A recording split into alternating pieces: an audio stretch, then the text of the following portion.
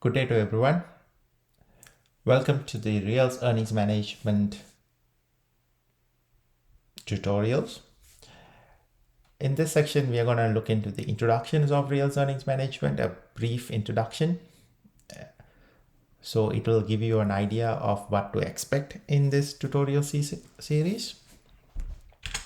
So when it comes to Reals Earnings Management, first of all, we're going to learn what is Reals Earnings Management.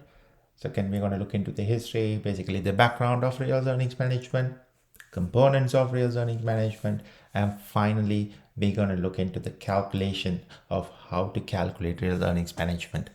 And this tutorial is basically for students in undergraduate, master's, or research field in terms of management and accounting.